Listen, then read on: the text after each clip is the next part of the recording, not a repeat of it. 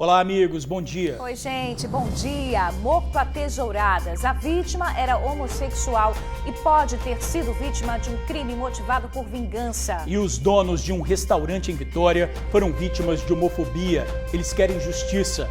A mulher que teria ofendido o casal chegou a ser detida. As imagens de um crime que se repete todos os dias em Vitória é o alvo preferido dos ladrões. A loja na capital foi assaltada por adolescentes armados que levaram tudo o que encontraram pela frente. Arrastão, passageiros de ônibus rendidos e ameaçados de morte. O coletivo faz a linha que liga os terminais de Laranjeiras a Itacibá, em Cariacica. O crime do motoboy. A polícia prendeu os acusados de matar o jovem durante uma entrega no bairro São Marcos, na Serra. As vítimas do médico suspeito de molestar as pacientes. Uma jovem conta o que viveu durante os exames na gravidez. Ela afirma que foi estuprada pelo ginecologista. Óleo derramado em acidente na BR-101 causou danos ambientais em Rio da Serra. A empresa será notificada. Durante esse acidente, moradores da região encheram garrafas e tambores com o óleo diesel derramado nas caneletas da pista. Secretaria de Saúde fala sobre a variante Delta do coronavírus que já circula no Espírito Santo. Tudo isso e muito mais aqui no TN1.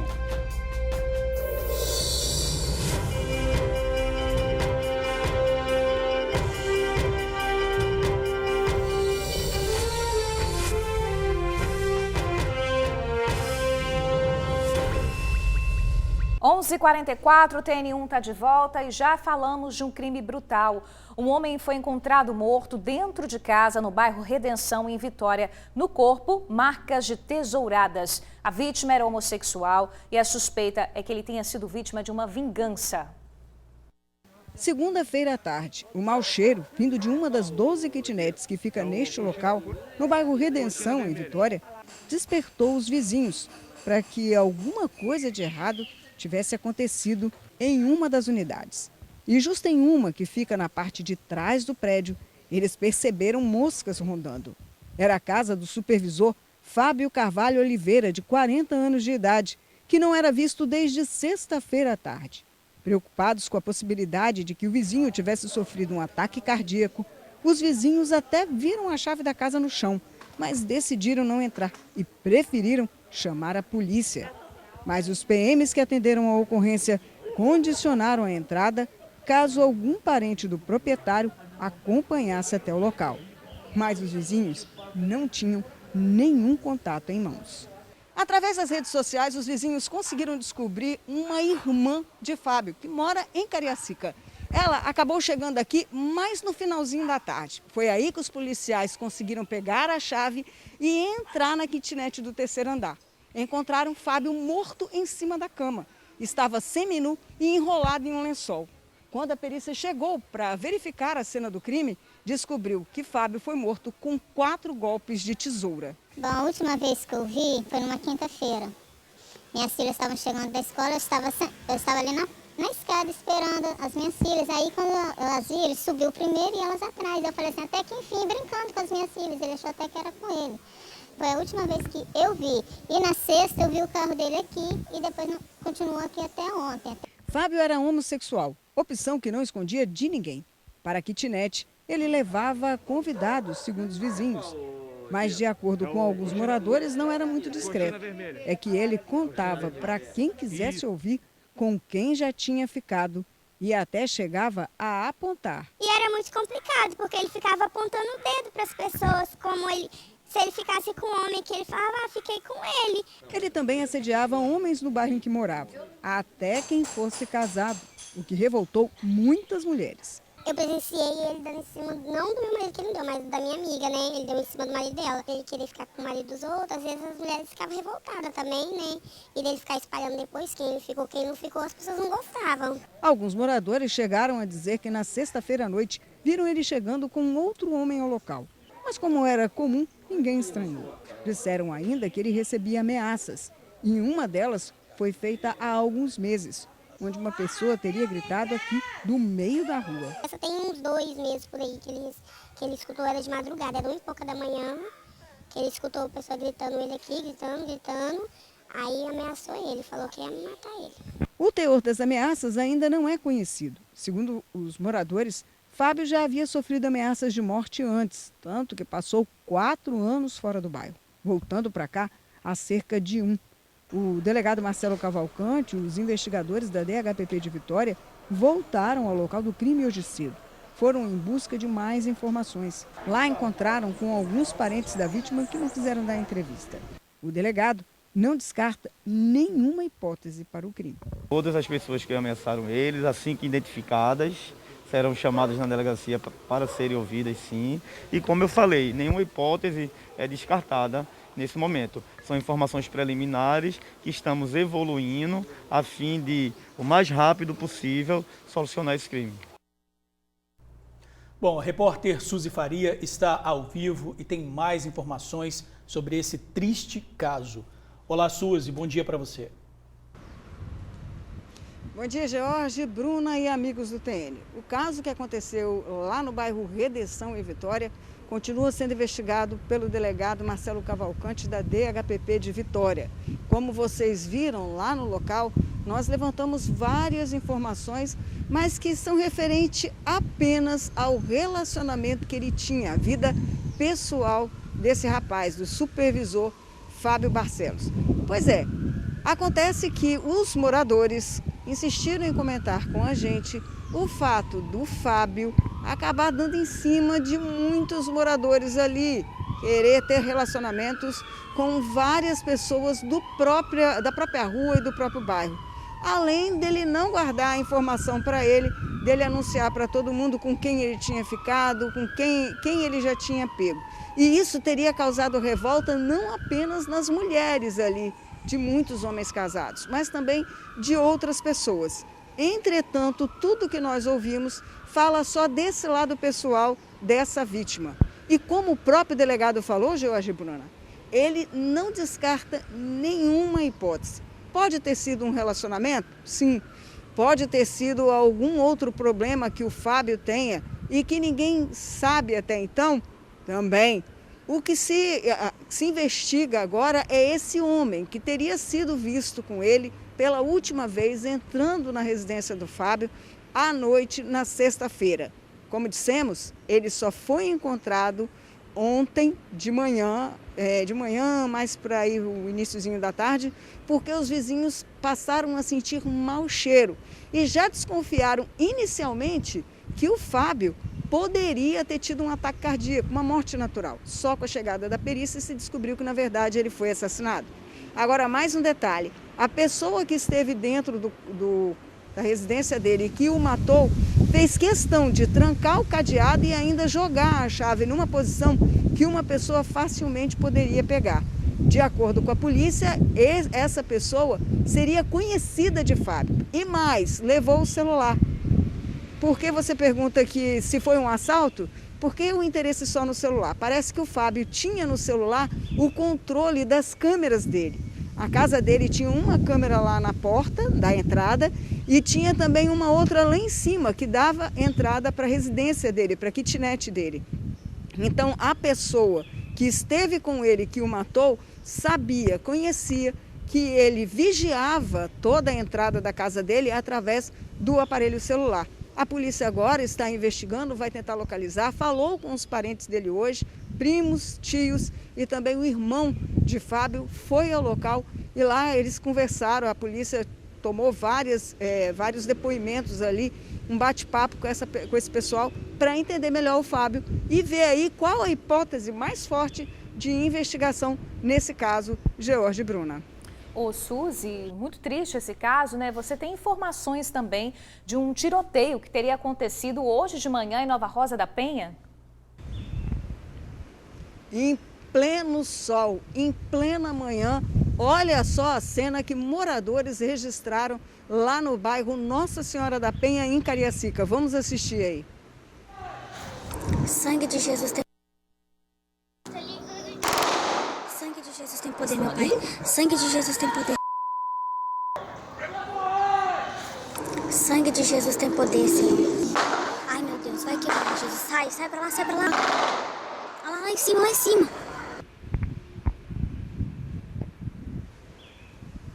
Pois é, que cena que se vê logo de manhã e você vê as pessoas aí desesperadas. Ainda não ficamos sabendo se há algum ferido, se houve alguma vítima aí desses disparos.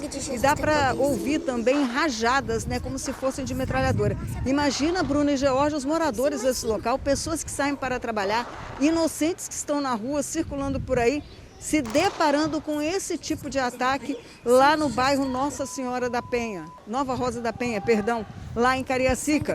É uma situação bem complicada para aquele pessoal que já vem sofrendo com alguns crimes que têm acontecido por lá. Inclusive, na semana passada, tiveram 2 homicídios naquela região. Enfim, está sendo uma situação ali que precisa da atenção da polícia para evitar esse tipo de ousadia. Ataques nesse nível que vocês viram aí, eu acho que é interessante a gente ver de novo. Vocês estão observando, estão acompanhando esse tipo de ataque em plena luz do dia. Aconteceu há poucos minutos atrás. Jorge, Bruna, vamos dar uma olhada novamente nessas imagens? Sangue de Jesus tem poder, meu Pai. Sangue de Jesus tem poder. Sangue de Jesus tem poder, Senhor. Ai, meu Deus, vai quebrar, Jesus. Sai pra lá, sai pra lá. Olha lá em cima, lá em cima.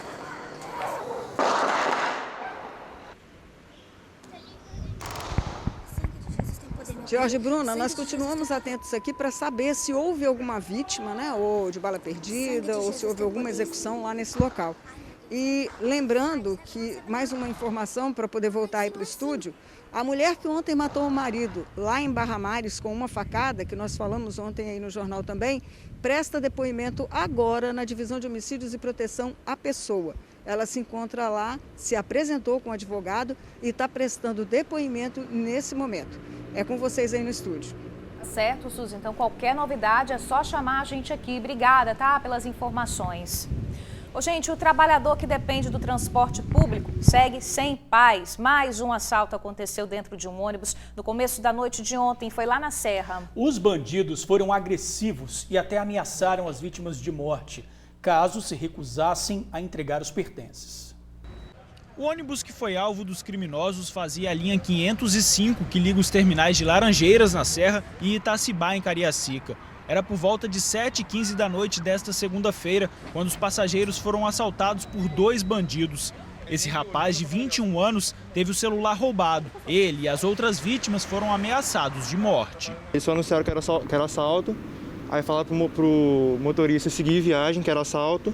Mandaram passar o telefone, senão eles iam matar os outros. Essa moça, uma atendente de 19 anos, voltava do trabalho e teve a bolsa levada. Deu tempo de guardar o celular ainda, mas quando eu fui pegar meus documentos, eles puxaram a bolsa da minha mão. Menos de 2 horas depois, os bandidos já estavam tentando usar o cartão de crédito dela. Já tentaram fazer uma compra lá de R$50, R$70, só que eles não conseguiram fazer.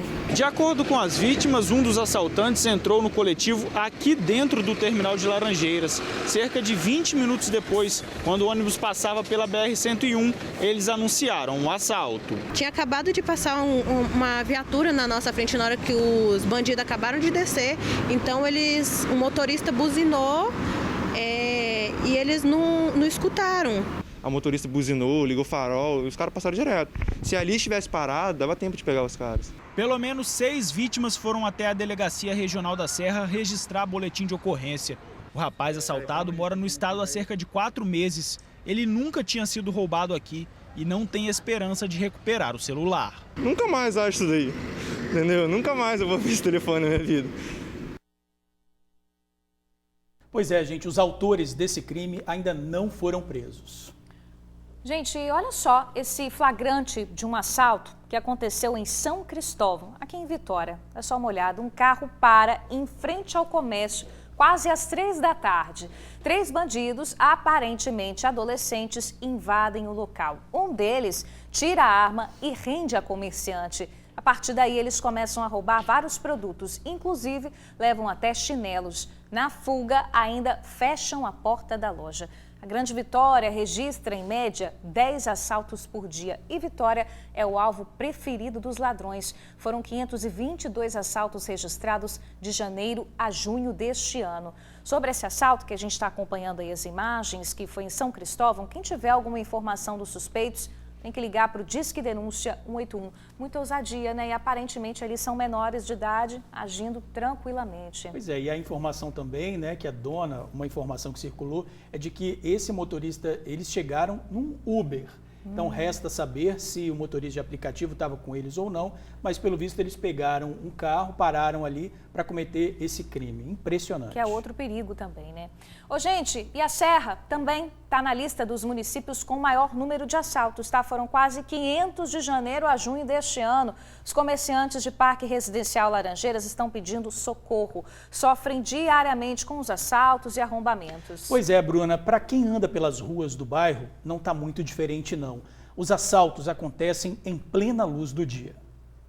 Há algumas semanas esse comerciante percebeu algo diferente na loja dele. Tentaram arrombar o estabelecimento. A gente percebeu que teve um furto aqui do lado de fiação e aí já do lado, quando a gente foi tentar abrir a loja, na primeira vez que a gente colocou a chave, a gente viu que a fechadura tinha sido forçada e que estava arrombada, né? Aí sorte que a nossa porta tem três a mais, né? Porque na primeira eles se frustraram e parece que desistiram. A filha desta outra comerciante foi assaltada em frente à loja delas. Ela saiu com o telefone, estava conversando com a amiguinha na frente da loja, os bandidos já passou, já carregou o celular e levou. De dia, acho que eram umas 2 horas da tarde, mais ou menos. 2 casos que aconteceram nessa rua, entrada do bairro Parque Residencial Laranjeiras. Por aqui, a insegurança está reinando. A situação está difícil aqui no bairro Parque Residencial Laranjeiras, na Serra. Na última sexta-feira, uma loja de celulares foi assaltada. Levaram cerca de 10 aparelhos, só que a polícia conseguiu agir rápido e conseguiu recuperar todo o material. Inclusive, um dos envolvidos, um dos que foi preso, confirmou à polícia que tem envolvimento no mesmo tipo de ação que aconteceu lá em Ibiraçu. Carlos Antônio Ferreira e Tomás Gabriel Moura, os dois de 20 anos, foram parados na S010. No carro em que estavam, a polícia encontrou material roubado, aí ó, os 10 celulares e também dinheiro. Para os moradores e comerciantes, este ponto ocioso na praça do bairro poderia ser utilizado para garantir mais segurança por aqui. Mas enquanto isso não acontece, o que reina é aquela sensação nada agradável de insegurança. E policiamento, segundo eles, está faltando.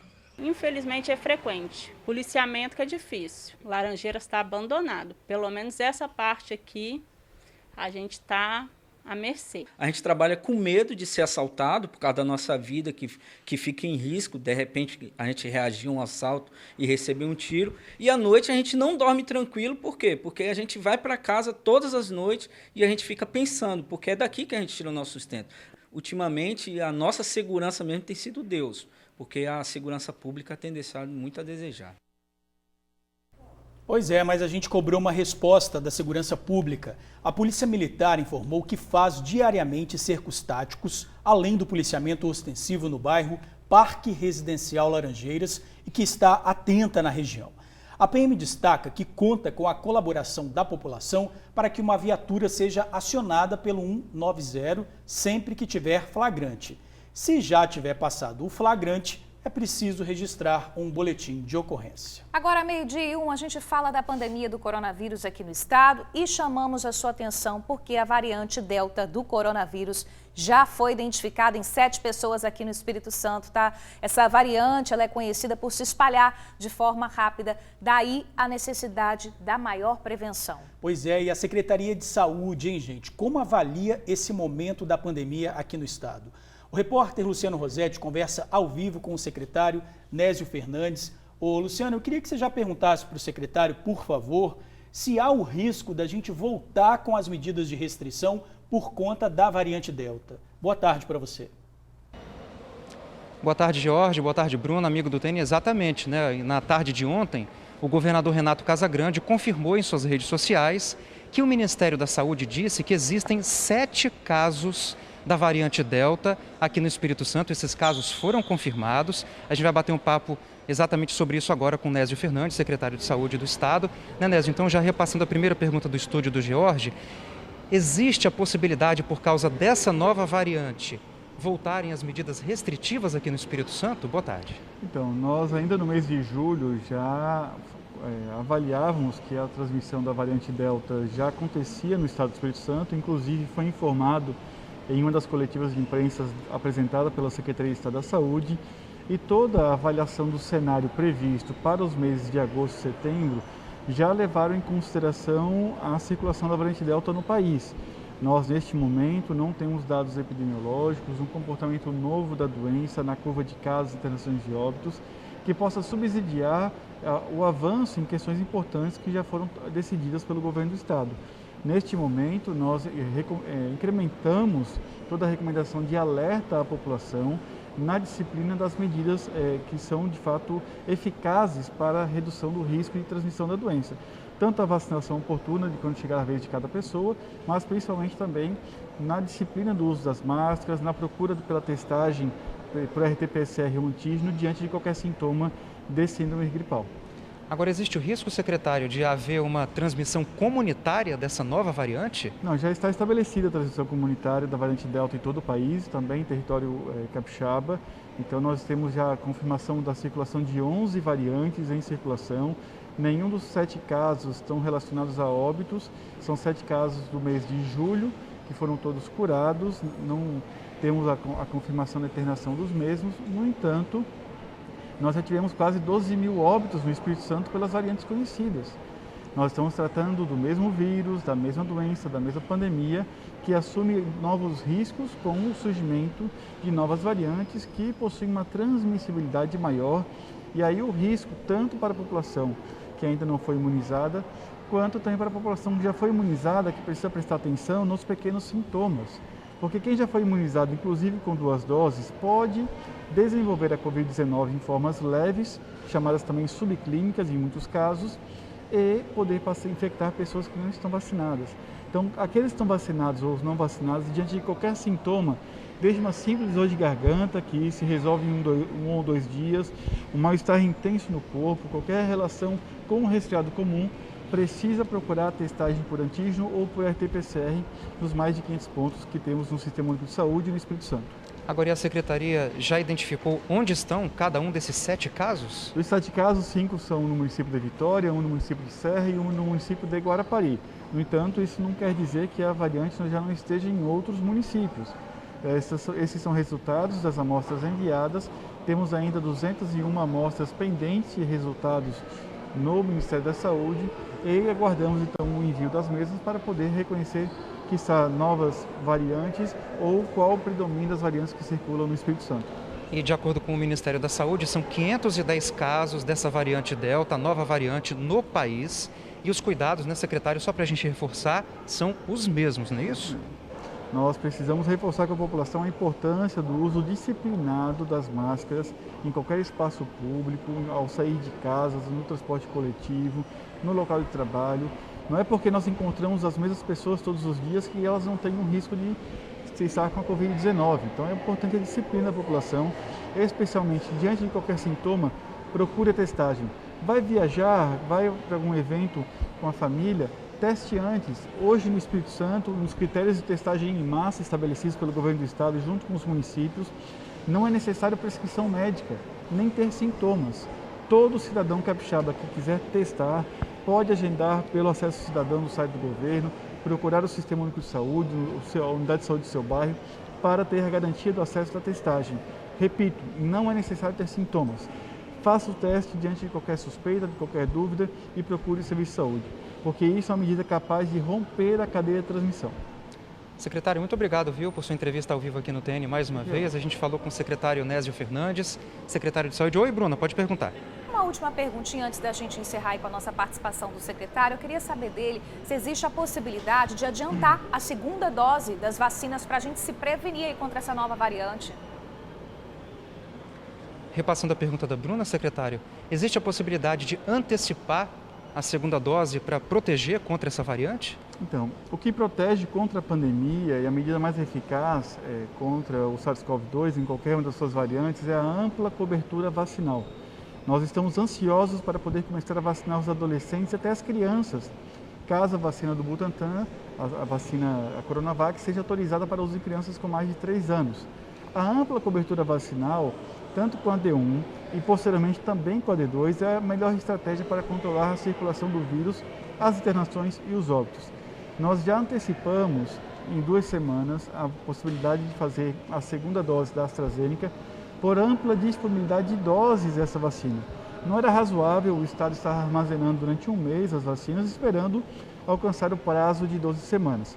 No caso da Pfizer, nós consideramos razoável que entre os 7 últimos dias do prazo para realizar a D2, a população está explicitamente autorizada a vacinar. No entanto, são antecipações muito operacionais, ou seja, aqueles que já têm 78 dias da aplicação da D1 da Pfizer já podem aplicar, não precisa esperar 84 dias, e os da AstraZeneca 70 dias. Mas são antecipações curtas. A antecipação para 21 ou 28 dias iria implicar em restringir o avanço da vacinação com a cobertura da D1 naqueles que ainda não foram imunizados. E como as vacinas com uma única dose, especialmente da Pfizer e da AstraZeneca, são muito eficazes para reduzir óbitos e internações, nós consideramos então razoável avançar na imunização para todos. Perfeito, secretário. Obrigado mais uma vez por suas palavras, esclarecimentos também. É isso, essas são as informações atualizadas do panorama da saúde aqui no Espírito Santo. Bruna e Jorge, com vocês. Obrigado, Luciano. Agradeço também ao secretário Nésio. Ô, gente, agora a gente vai ver o relato de uma mulher que diz ter sido vítima de estupro durante uma consulta com um ginecologista de São Mateus, no norte do estado. O médico já está preso desde a semana passada. Pois é, esse crime que a vítima conta agora aconteceu quando ela estava grávida, em 2019. Outras vítimas procuraram a polícia relatando abusos sofridos durante consultas de rotina. Com a mão dentro da minha vagina, começou a perguntar sobre libido, começou a perguntar como estava minha vida sexual com meu marido, se eu sabia onde ficava o ponto G, se eu queria que ele me mostrasse. O relato é de uma das vítimas do médico ginecologista Jedson Luiz Gonçalves, de 46 anos. O abuso aconteceu na primeira vez em que a vítima foi sem o marido na consulta. Na época, a jovem tinha 20 anos de idade. Ela estava grávida de 8 meses. Ela conta que ficou sem reação e com medo de denunciar o ginecologista. Por não existir provas físicas, só ser uma palavra contra a outra. E a justiça do Brasil é muito falha, né?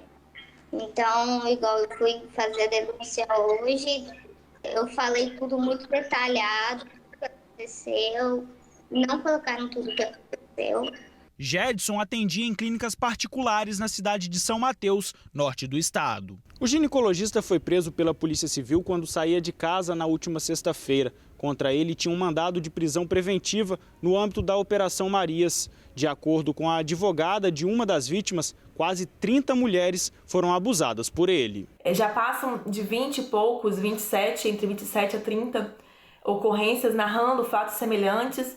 Os fatos aconteceram entre o ano de 2019 e este ano de 2021. Algumas relataram que ele passava a mão na perna, estava beijando, passava a mão no peito. Outras relataram sentindo dor de costas, que ele fez toque na pessoa.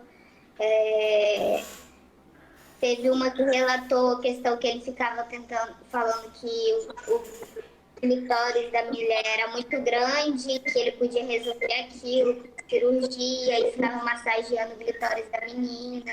Depois da prisão de Jedson, outras mulheres procuraram a delegacia para prestar depoimento. A vítima da reportagem foi uma delas. Ela quer justiça. Eu quero que ele continue preso. Não por assédio, por estupro. Porque o que ele fez comigo é sim estupro. Ele me masturbou sem a minha permissão. Foi totalmente invasivo. E para isso acontecer, as pessoas precisam denunciar. Que horrível, hein, gente? O médico continua preso. O Conselho Regional de Medicina acompanha o caso pela imprensa para abrir uma sindicância, já que ainda não houve denúncia formal pelo médico. Nós não conseguimos contato com a defesa do ginecologista. Flagrante de tiroteio em Ponta da Fruta, Vila Velha. Dá só uma olhada nas imagens. A moto se aproxima e dispara várias vezes. Ele até desce do veículo, que depois tem dificuldade para sair dali. Isso aconteceu, gente, na porta de um supermercado. Várias pessoas estavam fazendo compras e o desespero, claro, foi geral. Pois é, Bruna. 2 pessoas que não tinham nada a ver com o crime ficaram feridas durante o tiroteio. Vamos ver. A imagem é bem clara. 2 homens de moto chegam à entrada do supermercado já efetuando disparos. Eles queriam acertar um alvo e o atingiram com os tiros. Mas só que acabaram ferindo também outras pessoas que não tinham nada a ver com a situação. Um motorista que estava estacionando para fazer compras e uma criança. Por sorte, ninguém morreu. O supermercado, que é bem movimentado por sinal, fica em Ponta da Fruta, Vila Velha. A ação criminosa aconteceu no início da noite do último sábado, era por volta de 6h40 mais ou menos. Logo depois do tiroteio, os criminosos fugiram nessa direção, subindo a rua, que leva diretamente para a saída do bairro. Um morador, no desespero, mandou um áudio para a gente depois do que aconteceu. Não morreu de sorte, o cara correu, né? Mas os tiros acabou pegando, parece que foi em 3 pessoas, fiquei sabendo lá. Um comerciante chegou a gravar a entrevista, mas depois pediu para a gente não a exibir por causa do receio de sofrer com isso. Ele disse que o estabelecimento dele foi invadido pelos criminosos logo depois do crime. Policiamento e guarda municipal até tem na região, mas só que eles passam durante o dia. À noite, o bairro viraria um deserto. É o que reclama esse morador. A gente não pode sair para canto nenhum. De noite aqui é um deserto incrível. A gente tem medo, sente ameaçado de sair de casa. À noite, né? Caiu a luz do dia, ninguém sai mais. Não, é muito difícil você ver alguém na rua. Muito difícil. Sentimento de medo, né? De medo. Pânico mesmo. É desesperador mesmo, hein, gente? A Guarda Municipal de Vitória diz que tem patrulhado a cidade 24 horas com o efetivo dividido de acordo com a demanda dos dados de segurança pública. Nos fins de semana, há reforço com a guarda e também fiscalização. Já a Polícia Militar informou que também está presente na região com policiamento preventivo dia e noite e em horários estratégicos. São realizadas abordagens e cercos táticos. A PM reforça que está sempre à disposição da população para conversar sobre o trabalho no bairro. Gente, está preso o suspeito de matar o entregador no bairro São Marcos, na Serra. Cauã Vitor de Andrade tinha só 15 anos. Segundo as investigações, o adolescente estava trabalhando quando foi morto a tiros. A polícia falou sobre esse caso agora há pouco. Quem acompanhou foi a repórter Suzy Faria, que já está aqui com a gente. Suzy, quais os detalhes sobre esse crime? Pois é, Bruna. Durante as investigações, o delegado Rodrigo Sandimori descobriu que, na verdade, o Cauã estava servindo de olheiro para os traficantes do bairro Santo Antônio, onde ele morava. Mas detalhe, ele fez questão de frisar que o Cauã não usava drogas, não vendia drogas, não cometia crimes, era um adolescente trabalhador. Mas o único erro dele foi ter essa função de ser olheiro para os colegas ali, para quem ele tinha amizade. Então, todas as vezes que ele ia no bairro São Marcos, ele acabava levando informações do que estava acontecendo ali, sempre passando na frente de uma boca de fumo. E os traficantes daquele local passaram a desconfiar dessa frequência com que viam o Cauã. Vocês acreditam que uma semana antes dele ser assassinado, ele foi avisado pelos traficantes de que não deveria voltar para o bairro? Exatamente os 2 autores do crime. Eles chegaram para o Cauã, pararam ele na rua e disseram o seguinte: olha, você não volte mais aqui, porque a gente já está desconfiado de você e que se você voltar, a gente vai matar você. E ele não ficou atento a essa situação. Tanto que no dia que o Lucas da Silva foi morto pelos traficantes do bairro Santo Antônio, no bairro São Marcos, eles mandaram mensagens por celular, pela mensagem para ele, pedindo para que ele fosse no bairro São Marcos olhar se o Lucas tinha morrido ou se ele tinha sido socorrido. O que aconteceu? O Cauã, apesar de 15 anos, pilotar uma motocicleta, trabalhar, ganhar o dinheirinho dele, ele foi até o bairro, teve uma entrega de açaí para fazer. Quando chegou lá, ele fez a entrega em um ponto do bairro e foi para um outro ponto oposto para fazer o que os traficantes do bairro Santo Antônio tinham pedido para ele. Foi olhar se o Lucas tinha ou não morrido. Pois bem, antes de chegar até o local do crime, cerca de 100 metros antes, acredite, os dois estavam ali esperando e acabaram por atirar em Cauã, sem se preocupar que 100, 200 metros à frente estava a polícia fazendo a perícia do corpo de Lucas. Cauã foi morto com cerca de 14 disparos. De acordo com o delegado, depois de todo esse tempo, ele conseguiu identificar e prender os dois assassinos. E olha só o que o delegado disse, que no caso quando eles perguntaram, né, olha, por quê? O que aconteceu que vocês acabaram atirando tão próximo aí de onde estava o Cauã? Aí ele falou, não, porque a gente estava tão revoltado com isso, que nós acabamos atirando mesmo e matando ele ali sem se importar que a polícia estivesse lá perto. Inclusive, depois que isso aconteceu, os traficantes do bairro São Marcos colocaram na rede social um áudio que nós vamos mostrar para vocês agora. Um áudio em que eles afrontam os traficantes do bairro Santo Antônio logo após a morte de Cauã. Vamos ouvir. Nojo, só dorme, cacete. Os pitbull tá solto, tá? Hoje nós não dormimos. Pula lá na Fortaleza, lá que tem um de 30 esperando vocês. Pula lá. Pois é. Esses aí, segundo o delegado, esse que fala inicialmente seria o Marcos Pablo Borges de Amaral, de 18 anos. Ele e Matheus Monteiro da Silva, também de 18 anos, foram aquelas pessoas que mataram, que deram esses 14 tiros aí em Cauã.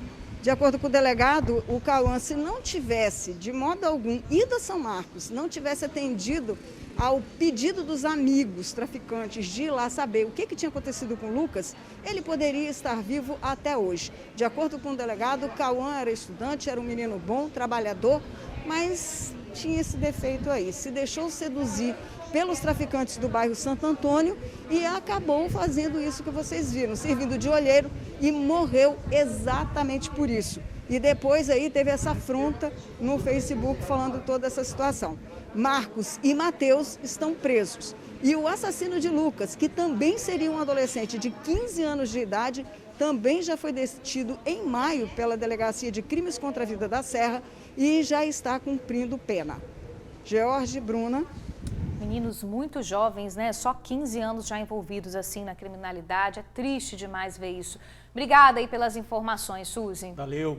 Olha, gente, uma abordagem de rotina acabou com a polícia descobrindo uma quadrilha que roubava carros. Pois é, o motorista de um carro se recusou a parar para os policiais e uma perseguição começou por bairros da Serra. Os suspeitos foram detidos. O vídeo mostra o momento exato que um carro roubado foi recuperado na noite de ontem, após uma perseguição policial na Serra. Esse era o início para desvendar uma quadrilha que agia na região. A fuga começou após o veículo não obedecer a ordem de parada dos policiais. A perseguição iniciou no bairro C21 e terminou só aqui nessa rua, no bairro Nova Carapina.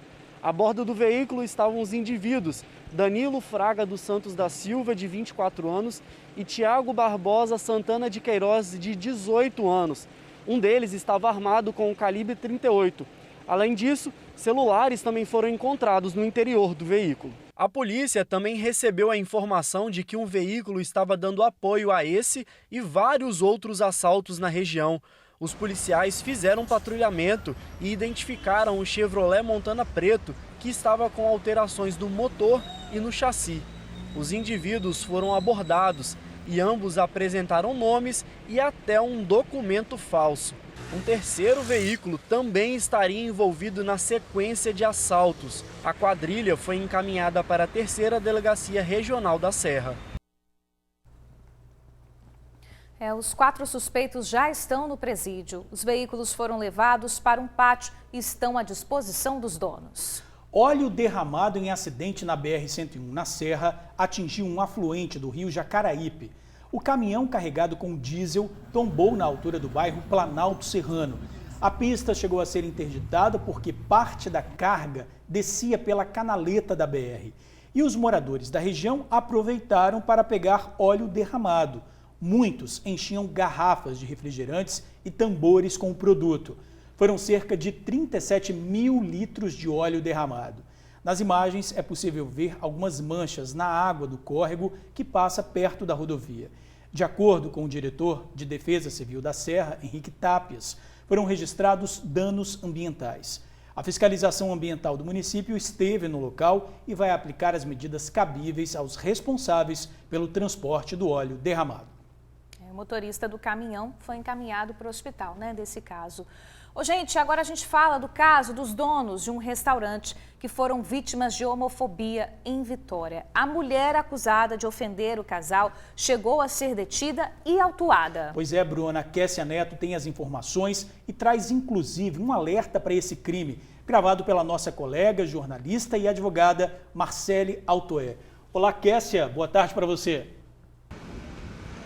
Boa tarde, George. Boa tarde, Bruna. Boa tarde a você que está nos acompanhando aí em casa. Pois é, este caso lamentável ocorreu no último sábado, no centro de Vitória. Dois comerciantes, os proprietários deste estabelecimento, passaram por essa situação no mínimo constrangedora. Vou resumir o que aconteceu. Eles estavam no restaurante, neste último sábado, na tarde deste sábado, quando uma mulher, ela adentrou o estabelecimento. Essa mulher tem 64 anos, ela entrou nesse estabelecimento bem revoltada, nervosa, dizendo que tinha um carro estacionado na rua do estabelecimento que impedia a passagem dela. Pois bem, testemunhas relataram que essa mulher estava em um bar na frente desse restaurante. O que aconteceu? No momento que ela entrou nesse restaurante, uma funcionária do restaurante abordou esta mulher e perguntou o que estava acontecendo. Ela, de forma muito grosseira, explicou para a funcionária a respeito deste carro e disse que queria que tirassem o veículo da passagem, pois se o veículo não fosse retirado, ela tiraria o veículo na marra. O que aconteceu? Prontamente, a funcionária, muito educadamente também, informou a essa senhora que o veículo em questão não se tratava de nenhum veículo que seria de algum funcionário ou até mesmo de clientes que estivessem ali naquele estabelecimento. O que ela fez? Ela começou a discutir de forma muito grosseira com essa menina. Foi neste momento que essa funcionária chamou os donos deste estabelecimento, que foi o Caio Cruz e o Fabrício Costa. Eles foram informados da situação e saíram para tentar conversar com essa senhora que insistentemente estava os tratando muito mal. Foi neste momento que, além dela tratar mal, eles sofreram ataques homofóbicos por parte desta senhora. Só lembrando que esse tipo de situação é crime, viu? Nós temos aí uma gravação feita pela advogada criminalista que explica quais são as penalidades para quem comete este tipo de crime. Vamos acompanhar. A homofobia é aquele ato de ódio, de repulsa, de preconceito contra a homossexualidade. Ela pode ser praticada desde a forma mais simples, mais velada, vamos dizer assim, quando, por exemplo, uma pessoa procura um emprego e lhe negada essa vaga por conta da orientação sexual, até as formas mais explícitas, que são xingamentos, ameaças, lesões corporais e até homicídios. Desde 2019, o STF criminalizou a homofobia e atos homofóbicos hoje são punidos de acordo com a lei de racismo até que o Congresso edite uma lei própria do crime de homofobia. Então, quem pratica qualquer ato homofóbico, vamos dizer assim, da forma mais branda, pode ser punido de 1 a 3 anos, além de pagar uma multa, e se esse ato homofóbico for veiculado por algum meio de comunicação, as redes sociais, por exemplo, a pena pode chegar até 5 anos. As vítimas de homofobia devem sim procurar uma delegacia ou o Ministério Público, que é a Promotoria de Justiça, ou ainda ligar para o Disque 100, que é o Disque Nacional dos Direitos Humanos. Pois é, vocês acompanharam aí a fala da advogada, que explicou um pouco para a gente a respeito das penalidades para quem comete este tipo de crime. Nossa produção entrou em contato com a Polícia Civil, que nos enviou uma nota dizendo o seguinte: a Polícia Civil informa que a conduzida de 64 anos foi autuada em flagrante por injúria racial qualificada e, como não pagou a fiança arbitrada pelo delegado de plantão, ela foi encaminhada ao centro de triagem de Viana. O que aconteceu neste sábado fica de lição para quem é intolerante, para quem é grosso, né? Para quem acha que a lei não funciona. Este caso nos traz uma lição muito importante. A pandemia deixou os ânimos exaltados? Pode ter acontecido, mas isso não significa que eu tenho que faltar ao próximo com respeito, não é isso mesmo, George e Bruna? Ninguém. Isso não deve ser feito por ninguém, nem contra ninguém. Bom, a Kessia informou que essa idosa, né, ela foi levada aí para o centro de triagem de Viana, mas ela já passou por uma audiência de custódia, tá? E ela obteve o benefício da liberdade provisória sem a necessidade de pagamento de fiança, ou seja, já está solta. Isso aí, valeu, Kessia. Obrigado pelas informações. Olha, gente, agora a gente fala da morte da jovem Amanda Marques Pinto na rodovia Darli Santos. Amanda estava na moto com um namorado quando eles foram atingidos por um carro em alta velocidade. Um laudo da Polícia Civil confirma, na hora da colisão, o veículo estava a cerca de 135 km por hora, mais do que o dobro da velocidade permitida na via. O trabalho da perícia foi feito a partir de imagens de monitoramento que flagraram esse acidente aí. Pois é, gente, esse caso aconteceu em abril e além da alta velocidade, Wagner Nunes de Paulo, que dirigia o veículo, estava alcoolizado. Ele permanece preso.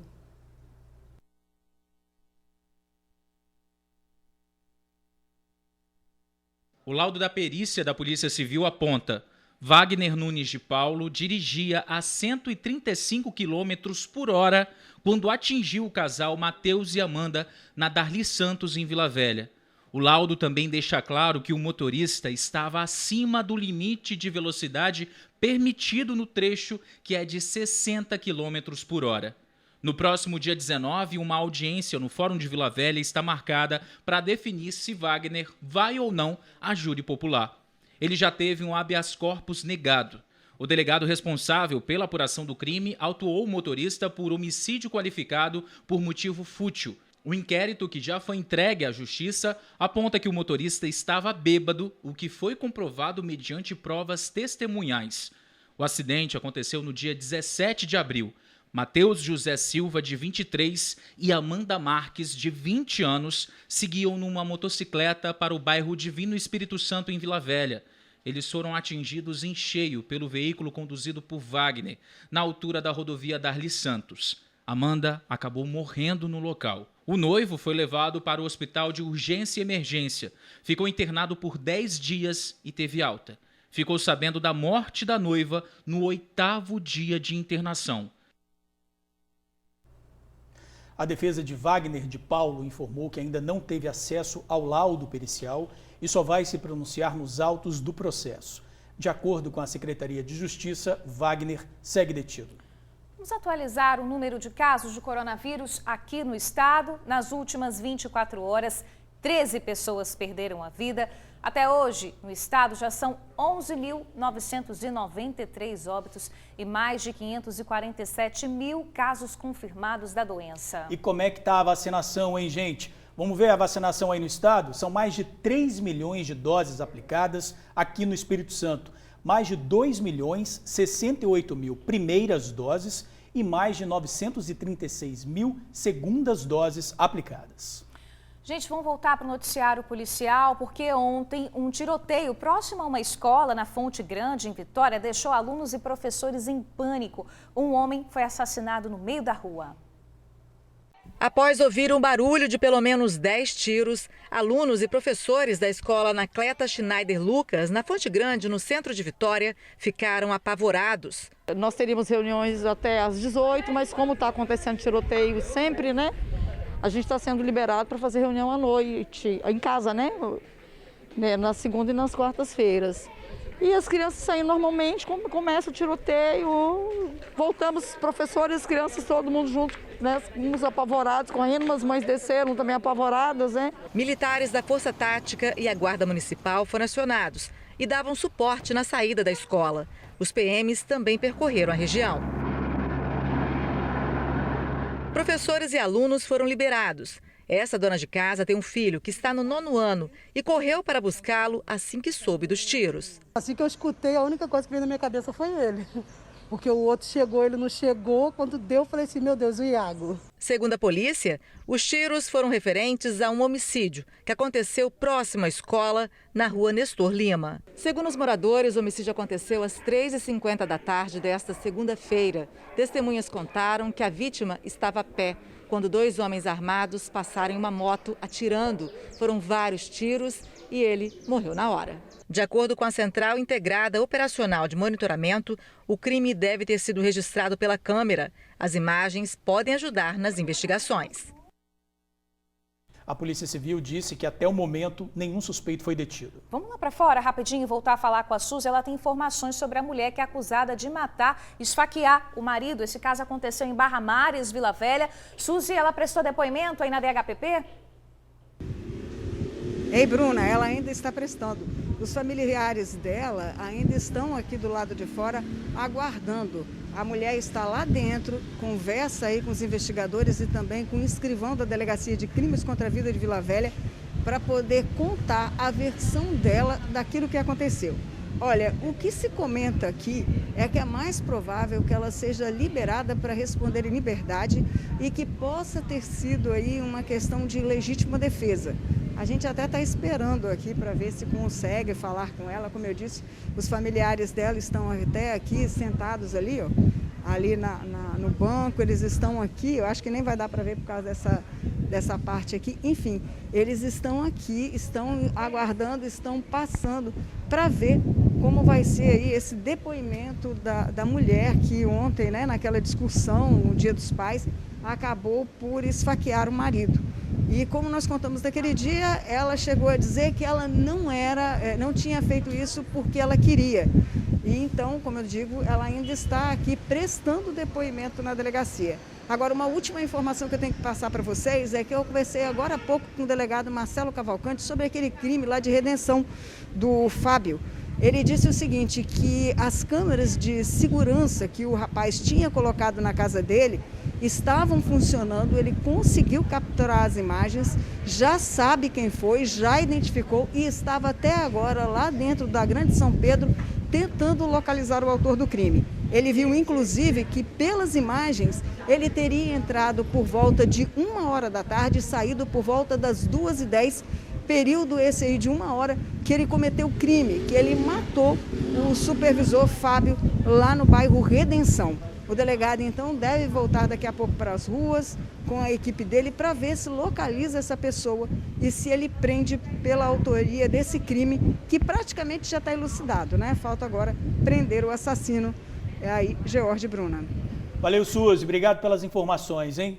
Olha, gente, a seguir, na mira da Polícia Federal, 8 traficantes foram presos no Espírito Santo durante uma operação. E vamos te apresentar um casal de empreendedores que vende empadinhas gourmet de porta em porta. Tá dando certo, viu? Uma delícia. Aguarde para ver.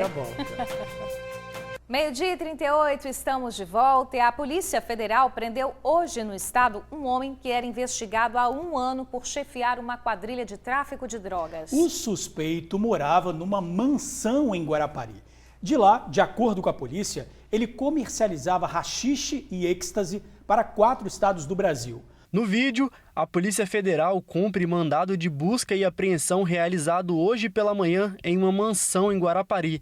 Ali morava o traficante principal de uma organização criminosa que, segundo a polícia, atuava no mercado há pelo menos 5 anos. Essa pessoa, uma pessoa sediada em Guarapari, né, foi em cima dela que se iniciou a investigação. E a partir dela a gente foi aprofundando e conseguimos identificar essas outras pessoas que o auxiliavam ou adquiriam droga dele para revenda. Além desse traficante, outros 7 foram presos no estado. Mandados de busca também foram cumpridos em Minas Gerais, Paraná e Santa Catarina. Contas bancárias ligadas aos criminosos foram bloqueadas. Em 2 meses, cerca de 70 operações foram efetivadas. uma movimentação de aproximadamente R$350 mil. As contas bancárias na verdade, não acho que nem exatamente laranja o termo exato, porque a investigação demonstra que as pessoas tinham consciência que as contas eram utilizadas. O que vai ser verificado agora para tentar demonstrar se essas pessoas participavam da droga ou somente do tráfico ou somente cediam a conta.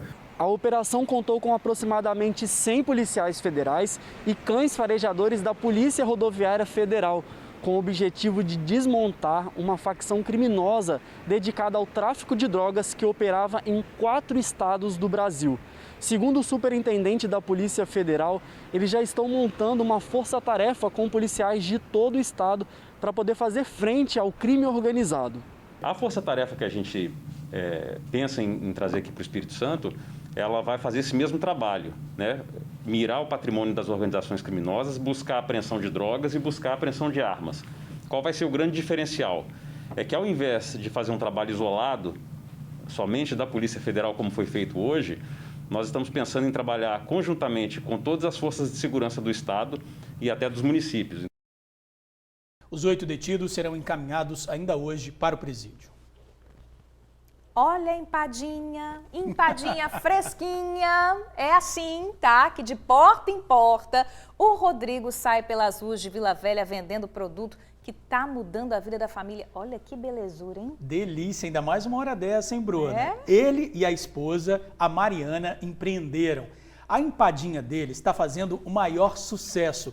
Tem sabores diversificados, tem até low carb. Olha que chique, uma empadinha mais light, né? Com menos carboidratos. Essa é muito deliciosa. Quem fez a reportagem mostra pra gente é a Kessia Neto. Vamos ver.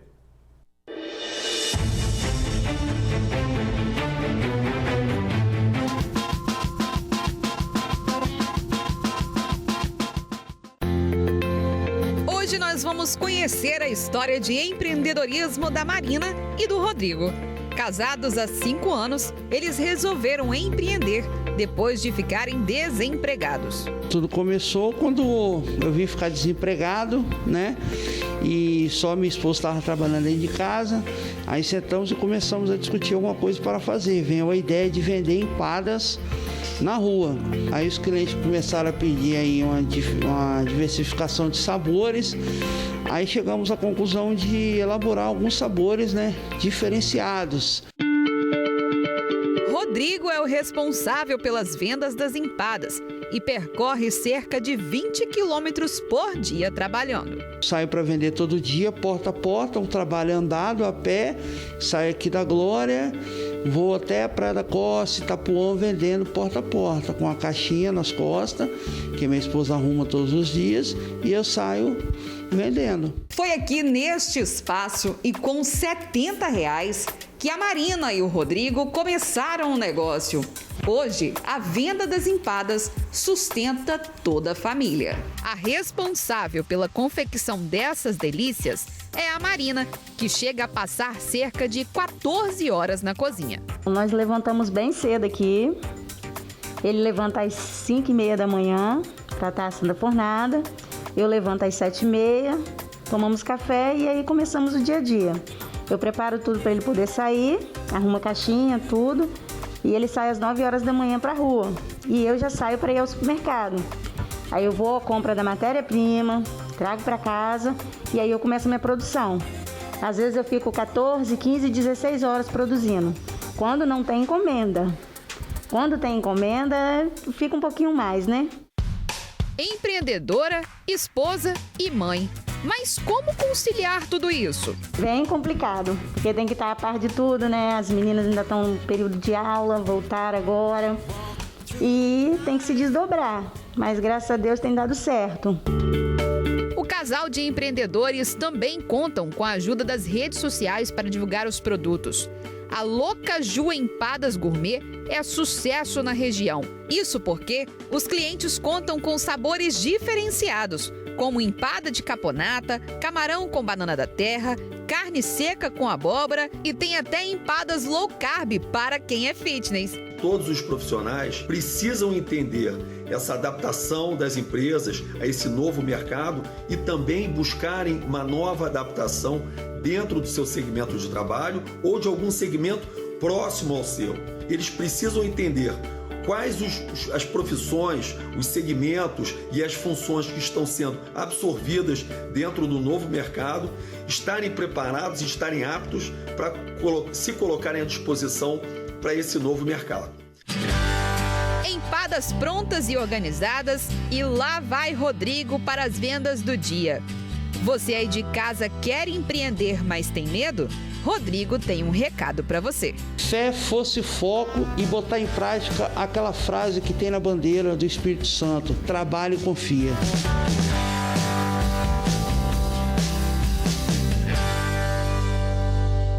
Empadinha, tá? Antes de começar o jornal, aprovadíssima. Comia de frango com requeijão, deliciosa. Nossa, eu vi uma ali na matéria com queijo, goiabada, uma delícia, hein? Gente, ó, para conhecer o trabalho e também, claro, pedir essa empada maravilhosa, entra aí no Insta, Louca Ju Empadas Gourmet, é isso mesmo, tá? Louca Ju Empadas Gourmet, lá no Instagram, e você vai poder pedir essas delícias aí para você saborear. Louca com K, né?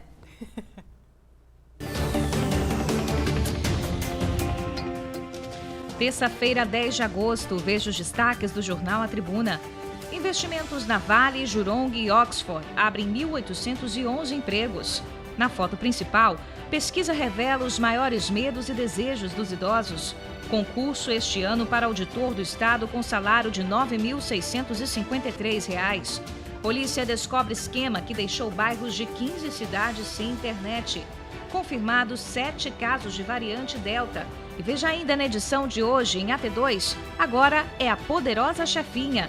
Estado vai ter mais 2.000 milionários, diz estudo, e médicos alertam para riscos com a nova frente fria.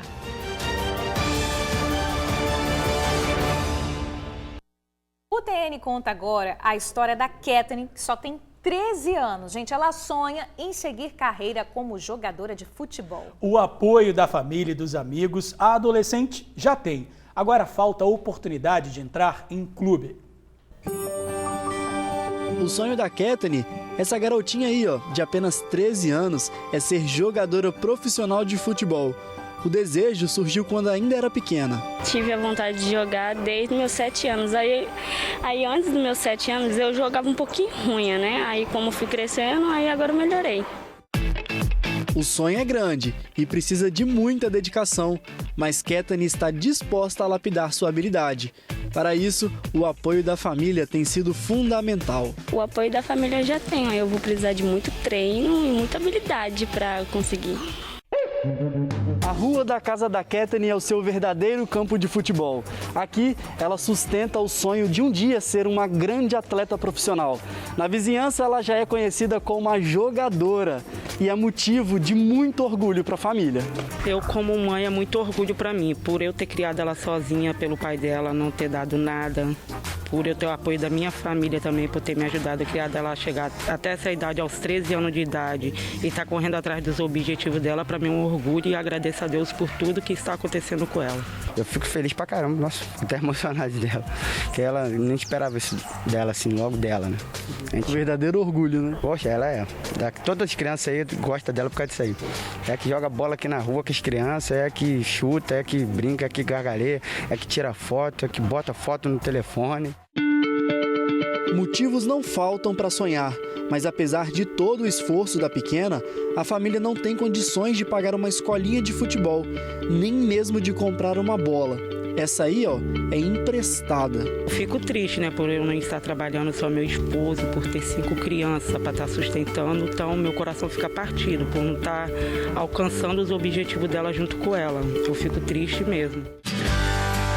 O esporte tem o poder de transformar vidas e os novos atletas precisam de um olhar cuidadoso. Não podemos deixar de olhar esses atletas como pessoas que precisam ser observados no aspecto psicossocial, humano, pedagógico, e com isso eu tenho absoluta certeza que o esporte, de uma maneira geral, só tem a ganhar.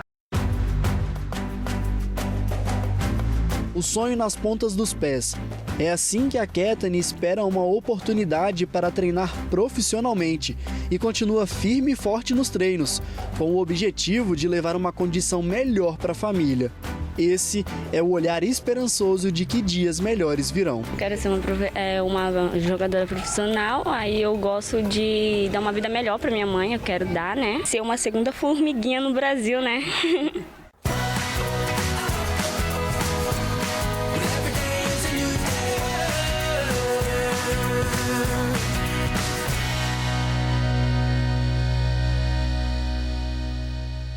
Que massa, hein, gente? Olha só. Quem sabe a Kettany não é a nova Marta, a nova formiga, mas na verdade, Bruna, ela vai ser a nova Kettany mesmo. Sabe por quê? Porque talento ela tem de sobra. É isso aí. Quem quiser ajudar a adolescente a realizar esse sonho, o telefone da família está aí na tela. Eu vou falar, pega o papel e a caneta, anota aí. 3286-4010. 3286-4010.